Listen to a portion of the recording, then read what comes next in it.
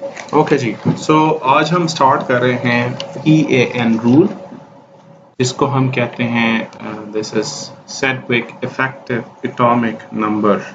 ठीक, this is very very important and very very interesting many ways कि आपको ये ना बहुत सारा ना कॉम्प्लेक्सेस, कोऑर्डिनेट कॉम्प्लेक्सेस के बारे में आपको काफ़ी अच्छी चीज़ें बताएगा। जैसे ये जो सेडविक था ना, उसने जो कोऑर्डिनेट केमिस्ट्री के बेसिक कॉन्सेप्ट्स थे उनकी बेसिस पर ही सजेस्ट दैट कि जैसे जब कोई लिगेंड जो है वो सेंट्रल मेटल एटम को अपने इलेक्ट्रॉन्स डोनेट करता है, ठीक है, टू मेटल लिगेंड बॉन्ड, तो जो total number of electrons on the central metal atom होते हैं वो बेसिकली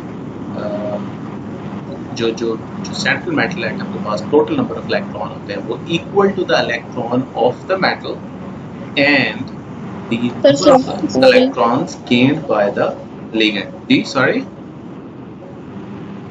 स्लाइड नहीं शो हो रही। स्लाइड शो नहीं हो रही। सबको स्लाइड शो नहीं हो रही? नहीं सर, मुझे हो रही सर हो रही है, आवाज नहीं आ रही। सर आवाज में मसला है, स्लाइड शो हो रही है। ओके, आवाज का मसला रहेगा, वजह है हमारा इंटरनेट। ठीक है, हमारा नहीं आपका। मैं यूनिवर्सिटी में बैठा हूँ, यहाँ काफी अच्छा इंटरनेट आ रहा है, लेकिन मुझे लगता है कि आपके इंटरनेट में प्रॉब्लम है कोई। ठीक है, आप सब लोगों के इंटरनेट में प्रॉब्लम है, तो डोंट यू वरी, मैं इसको साथ ही अपलोड करूँगा ताकि आपको ना जो रिकॉर्डिंग है वो भी मिल जाए। अगर कोई इशू होता है तो वो आप साथ साथ चलेंगे। बाय द वे, आज लैब भी है।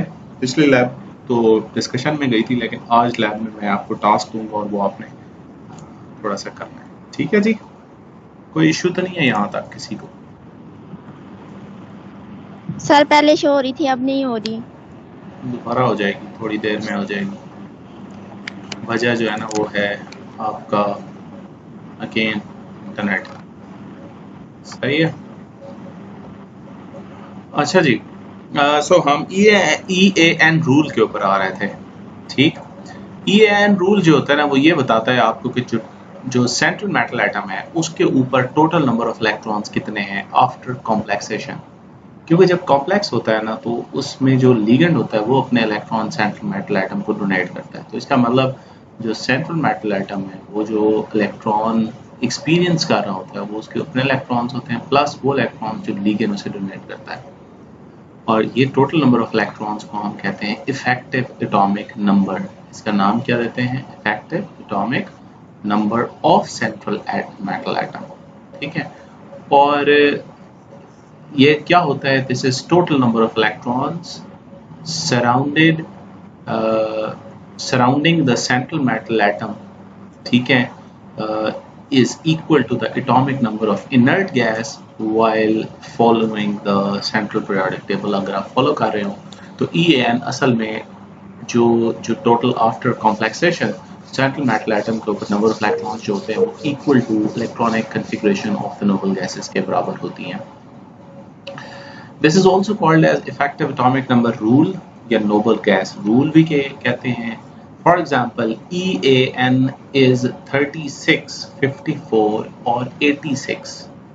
ठीक है, इफेक्टिव एटॉमिक नंबर किसी भी कॉम्प्लेक्स का आफ्टर मेकिंग कॉम्प्लेक्स किसी मेटल का 36 होगा, टोटल नंबर ऑफ इलेक्ट्रॉन्स 54 होंगे या 86 होंगे। ठीक है, अब हम इसे कैलकुलेट कैसे करते हैं? How can we calculate EAN? This is very important. ये एक सॉर्ट ऑफ न्यूमेरिकल है जो आपके अक्सर आपको पूछा भी जाएगा। For example, this is effective atomic number is equal to Z minus X plus NXY। ठीक है, Z क्या है? This is atomic number of central metal atom। X क्या है? Oxidation state of central metal atom। N क्या है? Number of the ligands। Y क्या है? Number of electrons donated by one ligand। ठीक है, with the help of this formula you can find out the effective atomic number of central metal atom और ions, ठीक, etc। आप इससे निकाल सकते हैं।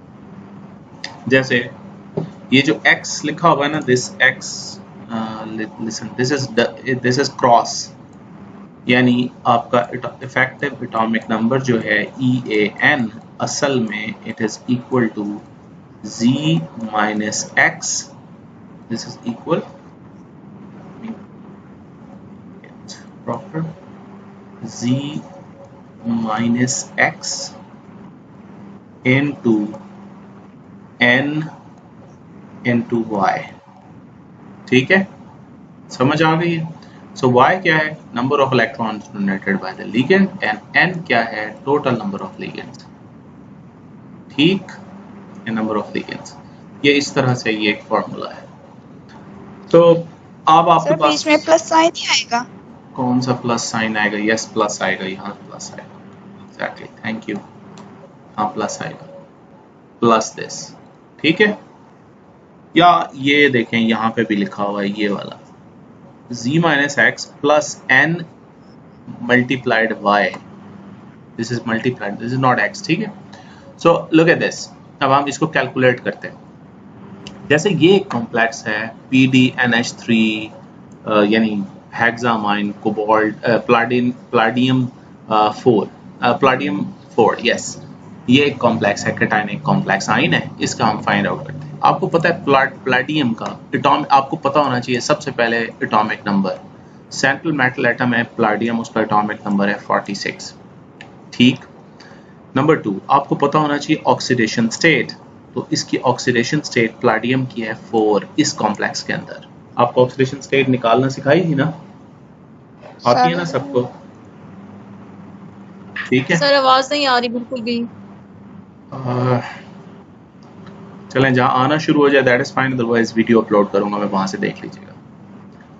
अच्छा जी, उसके बाद अब ना N into Y find out करते हैं, electrons donated by the ligand. अब आप यहाँ देखें तो यहाँ लिगेंड्स की तादाद है 6, तो ये 6 हो गया, N की वैल्यू हो गई 6, और इलेक्ट्रॉन डोनेट, हर लिगेंड 2 इलेक्ट्रॉन डोनेट कर रहा है, तो इसे 2 से मल्टीप्लाई कर दें तो टोटल हो जाएगा 12। ठीक, अब हम इस फार्मूले पुट करते हैं। Z की वैल्यू 46 आ गई, माइनस x की वैल्यू 4 आ गई, ठीक, प्लस, ठीक, n की वैल्यू हमारे पास, n की वैल्यू हो गई 6 into 2, तो इसका मतलब 12, टोटल 12 हमने लिखे। Answer is 54। अगर ये 54 है तो इसका मतलब ये जो प्लाटियम है ये इसकी electronic configuration of xenon adopt कर रहा है, और इसका मतलब वो स्टेबल कॉम्प्लेक्स बना है अकॉर्डिंग टू दिस रूल। इसी तरह हम ना कोई और कॉम्प्लेक्स करते हैं, जैसे कॉपर साइनाइड कॉम्प्लेक्स है, ये टेट्रासाइनो क्यूपरेट, ठीक, 3। सो आप ये जरा देखें कि ये जो कॉम्प्लेक्स है, इसमें कॉपर का एटॉमिक नंबर है 29, ऑक्सीडेशन स्टेट ऑफ कॉपर यहाँ है +1, इसके अंदर नंबर ऑफ इलेक्ट्रॉन 2 इलेक्ट्रॉन एक लिगेंड देता है, और टोटल लिगेंड्स की तादाद है 4 × 2 is equal to 8। So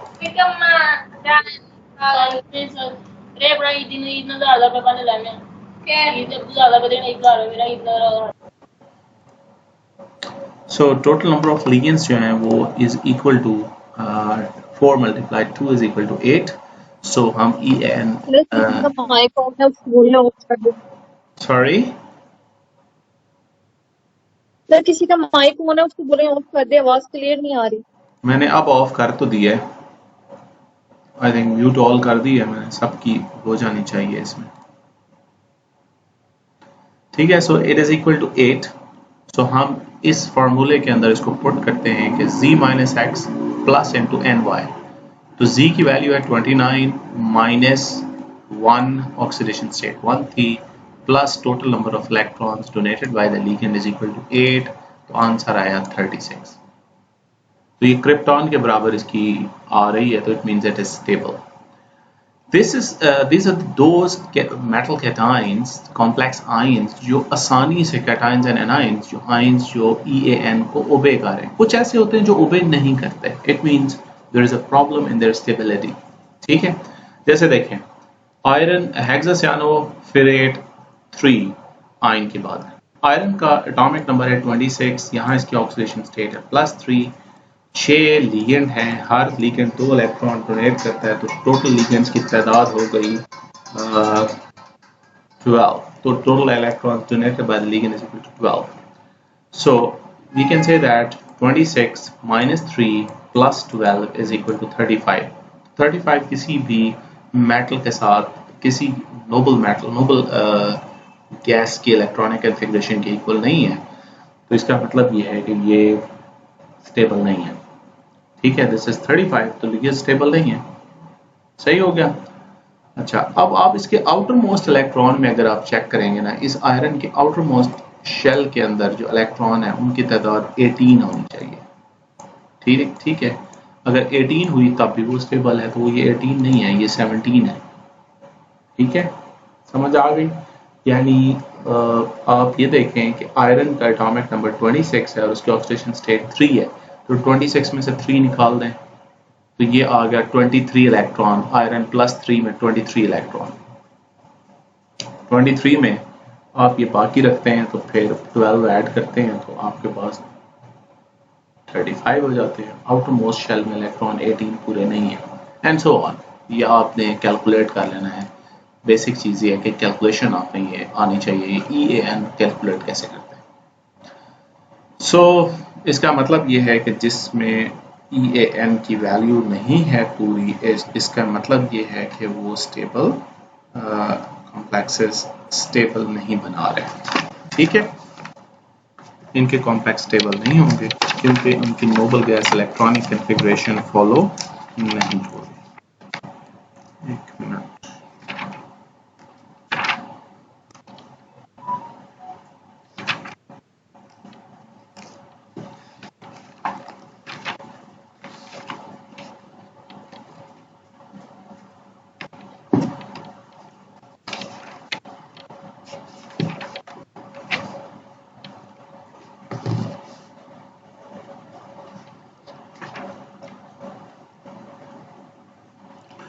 अच्छा, अब इसकी एप्लीकेशन क्या है? EAN रूल की एप्लीकेशन क्या है? इस EAN से हमें सर जी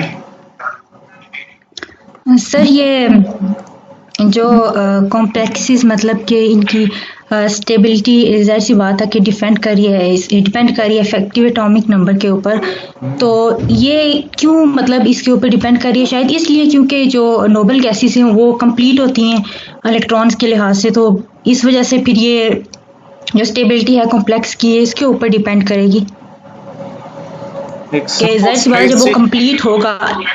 आप सब लोगों ने ना रूल पढ़ा था कि जो कोई भी मेटल एटम है या कोई भी चीज़ है वो उस वक्त बॉन्ड बनाती है या उस तरफ बॉन्ड बनाने की कोशिश करती है, इलेक्ट्रॉन लूज या गेन उस वक्त करती है जब उसके इलेक्ट्रॉनिक कॉन्फ़िगरेशन नोबल गैसेस के बराबर नहीं होती। हर कोई अपनी इलेक्ट्रॉनिक कॉन्फ़िगरेशन नोबल गैसेस के बराबर करना चाहता है, ऐसे ही होता है ना? ठीक है, तो ये जी ये चीज़ें सर मैं ये कह रही थी इनके सॉरी सर, इनके बराबर इसीलिए करना चाहता है कंप्लीट, मतलब इलेक्ट्रॉन्स के लिहाज से कंप्लीट होती है इस वजह से। एग्जैक्टली इसीलिए करना चाहता है टू अटेन स्टेबिलिटी। अगर उससे कम होंगे या उससे इनकम्प्लीट, का मतलब आपने वहाँ एक कॉन्सेप्ट पढ़ा था इनकम्प्लीट ऑक्टेट।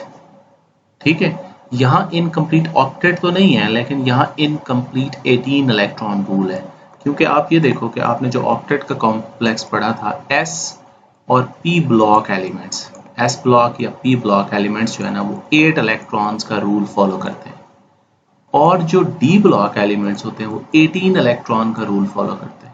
आपने ये पढ़ा है कि S और P ब्लॉक एलिमेंट्स में आउटर मोस्ट शेल जो है उसमें 8 इलेक्ट्रॉन होने चाहिए, लेकिन D ब्लॉक में अगर आप देखें तो उसका आउटर मोस्ट शेल जो है ना उसमें 18 इलेक्ट्रॉन होने चाहिए। कैसे 18? उसका S फिल होना चाहिए, P फिल होना चाहिए और D फिल होना चाहिए। तो D में 10 आ जाते हैं, ठीक, P में 6 आते हैं और S में 2 आते हैं। इनको सम अप करें तो टोटल कितने आए? 18। तो अगर वो 18 इलेक्ट्रॉन आखिरी शेल में पूरे कर रहा है तो इसका मतलब electronic configuration equal to noble gases है और वो स्टेबल है। ये जो रूल है ना असल में यही बात बता रहा है, ठीक। तो 18 इलेक्ट्रॉन के अंदर उसका एटॉमिक नंबर Yes, है sir. ना, एटॉमिक नंबर के लिहाज से कैलकुलेट कर रहा है, इसलिए total number of electron calculate कर रहा है। इसलिए ये देखें जी, सबसे लीस्ट स्टेबिलिटी 36 से स्टार्ट होगी डी ब्लॉक एलिमेंट की।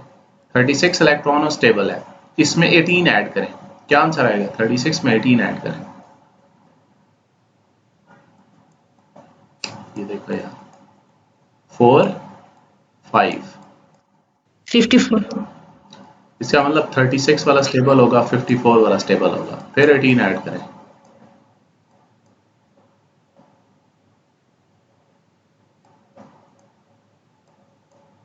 फिर कौन स्टेबल होगा? 72 वाला, 70. ठीक है। इन सारों के आखिरी शेल में 18 इलेक्ट्रॉन होंगे, सही। तो ये हमारे Yes, पास। sir. अच्छा, अब इसकी ना एप्लीकेशन हम देखते हैं कि इफेक्टिव एटॉमिक नंबर की एप्लीकेशन क्या क्या है, कहाँ कहाँ यूज होता है। सबसे पहले 18 इलेक्ट्रॉन रूल की पहली एप्लीकेशन है, it is to predict the number एक magnetic behaviour of complex ions. आपको क्या बताता है? This is a magnetic behaviour, सही।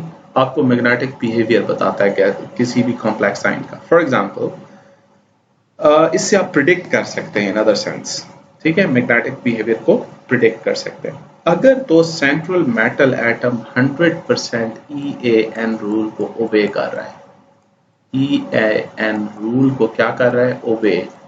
अगर कोई भी मेटल, तो इसका मतलब ये होगा कि उसमें there is no unpaired electrons, कोई अनपेयर्ड इलेक्ट्रॉन है ही नहीं, अगर वो इसको 100% फॉलो कर रहा है। यानी ये जो सारे हैं, ये सारे के सारे में आउटर मोस्ट शेल में कहीं पे भी अनपेयर्ड इलेक्ट्रॉन है ही नहीं। अनपेयर्ड इलेक्ट्रॉन नहीं है तो इसका मतलब सारे पेयर्ड हैं, और सारे पेयर्ड का मतलब क्या है? डायमैग्नेटिक। समझ आ गई बात? अगर कहीं एक पेयर्ड हो गया तो मतलब paramagnetic. For example look at this, आपके पास है जी कोई भी कॉम्प्लेक्स है, फॉर एग्जांपल ये है 35, इसमें एक अनपेयर्ड होगा, लिहाजा ये क्या हो गया है? पैरामैग्नेटिक, ठीक है, एंड सो ऑन।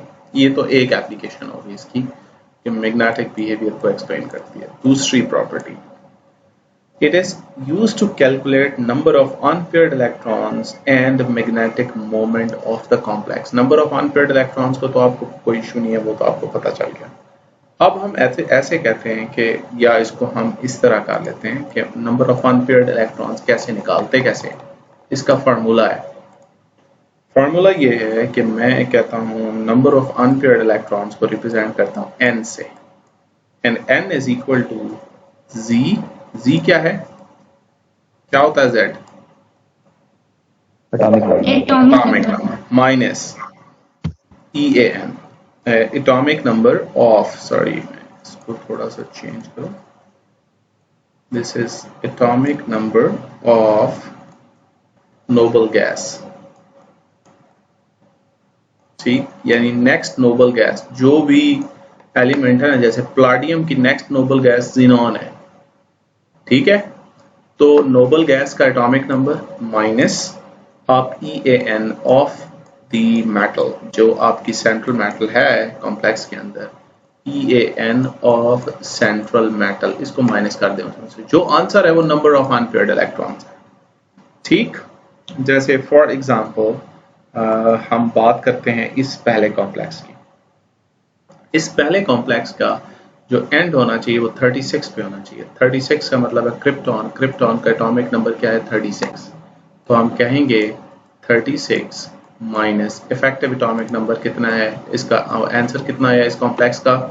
12। इस सेंट्रल मेटल एटम का आया है 35, सॉरी, तो आंसर इज 1। इसका मतलब नंबर ऑफ अनपेयर्ड इलेक्ट्रॉन कितने हैं इस कॉम्प्लेक्स में? 1, ठीक है, एंड सो ऑन। प्रॉब्लम तो नहीं है इसमें, कोई इश्यू तो नहीं। दोबारा रिपीट करें सर, रिपीट करें सर। नेक्स्ट नोबल गैस, जो भी सेंट्रल मेटल एटम है ना, किसी भी कॉम्प्लेक्स की सेंट्रल मेटल एटम है, उसकी जो उसके जो नेक्स्ट नोबल गैस है ना, उसका एटॉमिक नंबर है Z minus effective nuclear charge of central metal atom of any complex, जिसकी आप फाइंड आउट करने जा रहे हैं। Number of unpaired electron in any complex find out करने जा रहे हैं, उसमें number of effective atomic number आपने सेंट्रल मेटल एटम का लिखना है। इसका डिफरेंस जो होगा ना, ठीक है, that would be equal to number of unpaired electrons. ठीक है, that would be equal to number of unpaired electrons. समझ आई है बात? जैसे इसकी एग्जांपल लेते हैं क्रोमियम वाले की। क्रोमियम, जी जी सर ये भी है मेथड, लेकिन जब हम इफेक्टिव एटॉमिक नंबर फाइंड करेंगे तो जब हमारे पास टोटल आएगा तो उस तरह से भी हमें अनपेयर्ड का पता चल सकता है ना, कि जैसे अगर 35 आता है तो वो क्रिप्टॉन को नहीं फॉलो कर रहा, वो 36 आएगा तो जाहिर सी बात है वो पेयरिंग में सारे दो दो करके आ रहे हैं। तो ये भी हो सकता है ना सर, इस तरह से एक अनपेयर्ड है। ठीक है, इसका मतलब एक अनपेयर्ड है ना, कि अगर 35 है तो फिर एक अनपेयर्ड, और अगर 36 है तो फिर इसमें कोई भी नहीं है। कोई भी नहीं है। हाँ, that is the simplest way. लेकिन जाहिर सी बात है हमें कोई मैथमेटिकल फॉर्म लेके चलना पड़ेगी ताकि एक्यूरेट आंसर आए। ठीक है, ताकि हमें पता चले कि ये ऐसे है, क्योंकि सारे जो है they don't think, they follow. ठीक है, होता है ना ऐसे। तो इसका मतलब ये है कि एक फार्मूला हमारे पास आ गया, हम इसको यहाँ पुट करके आसानी से निकाल सकते हैं। जैसे for example look at this, ये सेकंड कॉम्प्लेक्स पे जा रहे हैं हम। इसका है सर ये जो है ये तो सर ये जो है ये तो फिर अनस्टेबल कॉम्प्लेक्सेस के लिए हम फाइंड करेगा, यानी अनपेयर इलेक्ट्रॉन जो स्टेबल कॉम्प्लेक्सेस नहीं है। जबकि जो स्टेबल है तो मेरी बात गौर से सुनना। There are two parameters. एक तो ये है कि वो 100% नोबल गैसेस को फॉलो कर रहा है, तो इसका मतलब 100% सेटिस्फाइड है, हर चीज सेटिस्फाइड है, that is very very good. लेकिन अगर कोई चीज ऊपर या नीचे है, यानी या इलेक्ट्रॉन ज्यादा हो गए या इलेक्ट्रॉन कम हो गए नोबल गैसेस से, तो इट डजंट मीन वो स्टेबल जरूर कम है, but it doesn't mean it can not exist. जैसे मैं आपको एक एग्जांपल देता हूँ, आपने AlCl3 पढ़ा हुआ है? AlCl3 सबको पता है ना, कि नहीं पता? Yes sir. इसके एल्यूमिनियम के आउटर मोस्ट शेल में 6 इलेक्ट्रॉन है। होने कितने चाहिए? इनक्यूबेटर 8। तो कम है ना, 2 कम है। Yes, but it exist. Yes, करता ना एग्जिस्ट। यस। तो इसका but it is less stable, वजह इनकम्प्लीट ऑक्टेट है। तो वो फौरन कोशिश करता है कि कोई उसको रिएक्शन कहीं से कुछ मिल जाए। ठीक है, कोई चीज उसको कहीं से मिल जाए। That is why it is acting as a Lewis acid. Electron acceptor के तौर पर काम करता है, इसीलिए काम करता है कि उसे 2 इलेक्ट्रॉन चाहिए। It is unstable. जब वो 2 इलेक्ट्रॉन ले लेता है तो उसका ऑक्टेट पूरा हो जाता है। बात समझ आई है मेरी? तो ये it is less stable, but it doesn't mean it does not exist. और इसी बेसिस पे हम फाइंड आउट कर लेते हैं मैग्नेटिक नॉन मैग्नेटिक बिहेवियर। ठीक है, एक बात तो ये होगी। अब हम इसका ना ये जो मैग्नेटिक मोमेंट है वो भी निकालना सीखेंगे। अच्छा, मैं जरा क्रोमियम वाली एग्जांपल पे आ रहा था जी। कोई एग्जैक्ट क्वेश्चन तो नहीं है किसी का?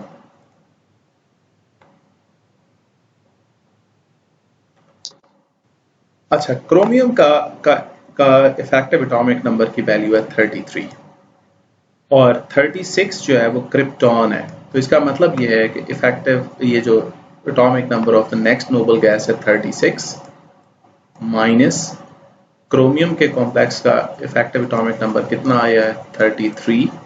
Answer is what? 3। इसका मतलब इसमें नंबर ऑफ अनपेयर्ड इलेक्ट्रॉन की तादाद कितनी है जी? क्रोमियम वाले कॉम्प्लेक्स में 3 है। कॉम्प्लेक्स कौन सा है? Chromium NH3O6 and the complex के ऊपर चार्ज क्या है? 3+। ये कॉम्प्लेक्स है। आप इसका मैग्नेटिक मोमेंट निकालते हैं।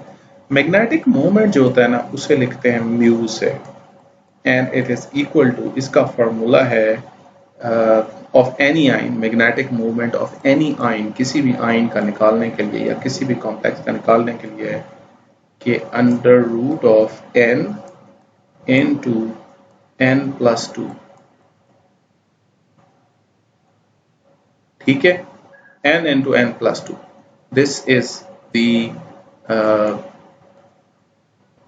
मैग्नेटिक मोमेंट, और इससे pm इसका यूनिट है, ठीक है, बोहर मैग्नेटॉन। अच्छा जी, अब वैल्यू पुट करते हैं जी, सही, लेट्स पुट अ वैल्यू, यहाँ हम जरा इसकी ना एक वैल्यू पुट करके देखते हैं कि क्या आंसर क्या आएगा क्रोमियम के कॉम्प्लेक्स में। Mu is equal to underscore n, क्या है, n is actually the number of unpaired electron, जो हमने ये फाइंड आउट किया। इसका क्या वैल्यू आई है n की, 3, सो 3 into 3 plus 2, ठीक है, and it is equal to, let's see, under root 3 multiplied 3 plus 2, क्या आंसर आया, 5।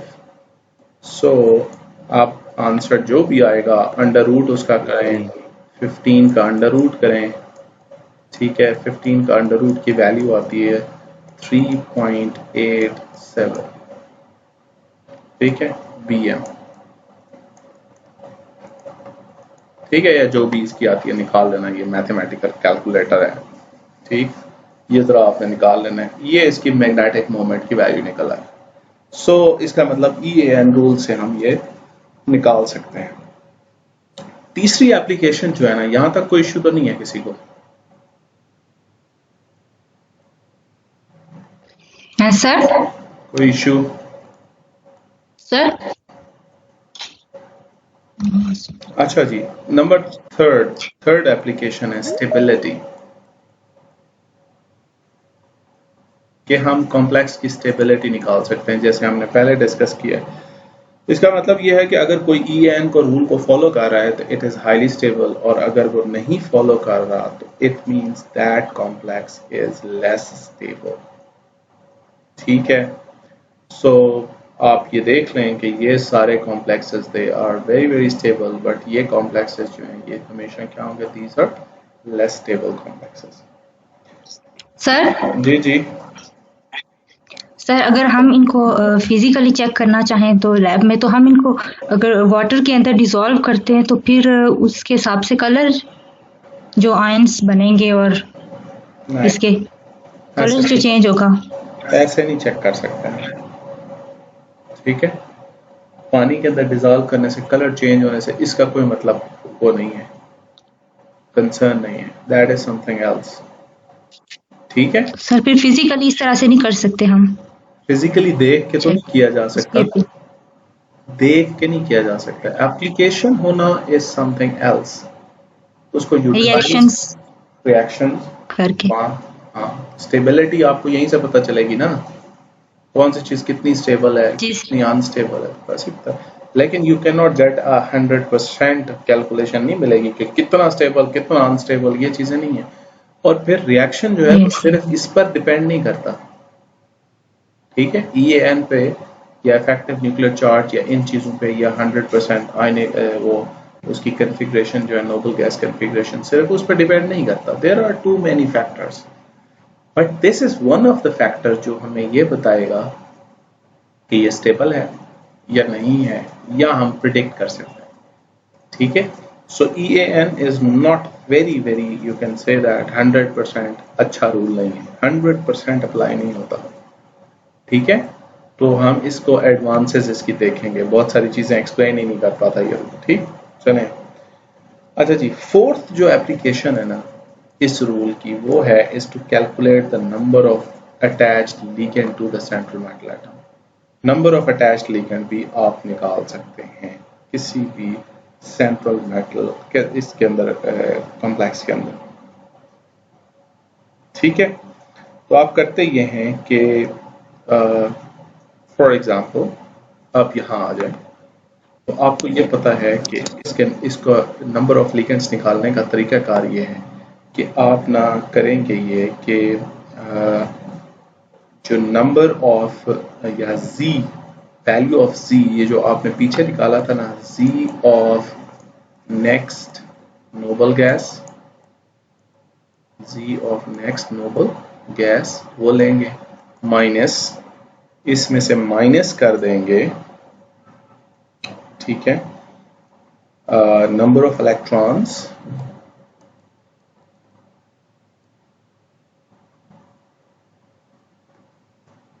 प्रोवाइडेड बाय लिगेंड, ठीक है।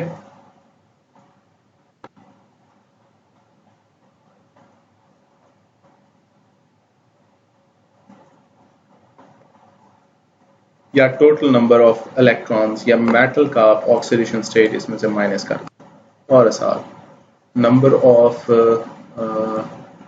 Electrons in the metallic ion, ठीक है। मैं इसको थोड़ा सा और बेहतर कर देता हूँ। कैसे निकालेंगे जी? आप ऐसे निकालेंगे, Z of next noble gas minus number of electrons in central metal ion, उसमें से माइनस कर दो। जो डिफरेंस आए उसे आप क्या करेंगे कि वो वहां से फाइंड आउट किया जा सकता है। लेट्स सी कैसे। फॉर एग्जांपल मैं इस फर्स्ट को उठाता हूँ, इसकी नेक्स्ट नोबल गैस कन्फिग्रेशन है, या इधर से पहले उठाते हैं, नेक्स्ट नोबल गैस कन्फिग्रेशन है, ये आयरन वाला कॉम्प्लेक्स उठा रहा हूँ, ये है क्रिप्टॉन, तो आप 36 माइनस, ये जो आयरन है ना, आयरन का एटॉमिक नंबर है 26 और यहाँ इसकी ऑक्सीडेशन स्टेट है 2, तो 26 माइनस 2 कर दें, तो क्या आंसर आया? 24, यहाँ 24, इसमें से माइनस कर दें, तो आंसर वुड बी, क्या आया जी आंसर? 12। तो ये है number of electrons donated by ligand, ये निकल आए number of electrons donated by ligand. तो एक लिगेंड के ऊपर अगर वो 2 इलेक्ट्रॉन डोनेट, हर डोनेटिंग साइट जो होती है वो 2 इलेक्ट्रॉन डोनेट करता है, तो इसे 2 से डिवाइड कर दें, आंसर आया 6। It means number of electrons, number of ligands कितने हैं? 6 उसने लिगेंड क्या किए हैं, ये बेसिकली 6 लिगेंड इस कॉम्प्लेक्स के अंदर मौजूद है। तो क्या 6 है वहां पे? कंफर्म करके देख लें, ठीक है। समझ नहीं आई, दोबारा करवाएं। फोर रिपीट कर दें। सर रिपीट कर दें, और इस स्लाइड शो नहीं हो रही जो आपने लिखा है उसकी थोड़ी सी, जो मैंने लिखा है उसकी थोड़ी सी स्लाइड शो नहीं हो रही, बाकी तो शो हो रही है ना सर वो आधा आगे क्या हुआ है? कहीं नहीं गया हुआ। सर नहीं स्लाइड हमारी पॉइंट फोर रिपीट कर दें। आप देखें सर, आप नजर आ रही है, नजर आ रही है बच्चों? कोई स्लाइड यस नजर आ सर, रही अब है? नजर आ रही है। शुक्र है, शुक्र है। अब जरा देखिएगा, गौर से सुनिएगा और गौर से समझिएगा। फॉर एग्जाम्पल, एक ना कोई आयरन का कॉम्प्लेक्स है, कोई कॉम्प्लेक्स है आयरन का, Fe का कोई कॉम्प्लेक्स है, हमने उस कॉम्प्लेक्स में नंबर ऑफ लिगेंड्स निकालने हैं। हमें इस कॉम्प्लेक्स का EAN पता है, ठीक है। हमें इस कॉम्प्लेक्स का क्या पता है? EAN पता है। हमें आयरन का Z भी पता है। आयरन का एटॉमिक नंबर कितना होता है जी? 26। ठीक है। अच्छा, हमें यह भी पता है कि जो आयरन से नेक्स्ट नोबल गैस है वो कौन सी है? That is krypton.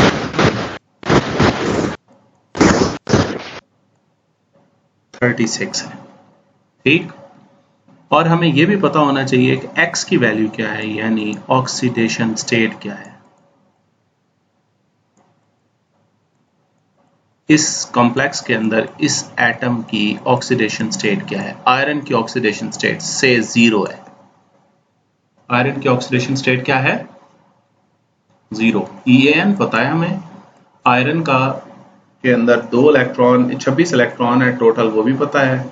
क्रिप्टॉन के अंदर उसे नेट नोबल गैस की इलेक्ट्रॉनिक कन्फिग्रेशन, एटॉमिक नंबर पता है और oxidation state of central metal atom भी पता है, दैट इज 0। अब हम नंबर ऑफ लिगेंड्स निकालने जा रहे हैं। कितने लिगेंड्स हैं?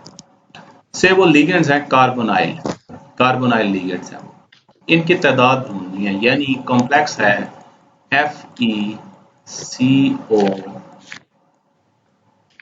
ये N की वैल्यू निकालनी है, दिस इज N।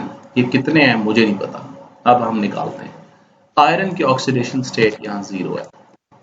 अब हमारे पास तरीका N निकालने का तरीका ये है कि हम ये करेंगे कि सबसे पहले इलेक्ट्रॉनिक ये जो Z ऑफ नोबल गैस है, नेक्स्ट नोबल गैस, वो minus Z of central metal atom, यानी atomic number of central metal atom 26, ठीक है, इसको ब्रैकेट में रखें, minus X is a oxidation state, X is a oxidation state, ये X है, X क्या चीज है? Oxidation state. इस कॉम्प्लेक्स में आयरन की ऑक्सीडेशन स्टेट क्या है? 0, ठीक। तो 36 माइनस 26, आंसर क्या है? 12। ये जो है ना, सॉरी ये N नहीं है, एक मिनट, इसमें ना एक चीज आ गई है, ये N नहीं है, ये है number of electrons donated by, sir 10 answer आता है। एक सेकंड यार, ligand, number of electrons donated by ligand, ये total number of electrons donated by ligand आएगा इससे, और ये आंसर आता है 10, ठीक है। अब टोटल इलेक्ट्रॉन्स जो लिगेंड ने डोनेट किए वो कितने हैं? 10। तो अब हम नंबर N की वैल्यू यानी number of ligand find out करने जा रहे हैं। तो हम क्या करेंगे? Number of electrons donated by ligand divided by 2, number of electrons donated by ligand divided by 2, answer is what? 5। N की वैल्यू आ गई 5। समझ आ गई है? मेथड समझ आया है? Yes sir. किसी को इश्यू तो नहीं है इस मेथड में?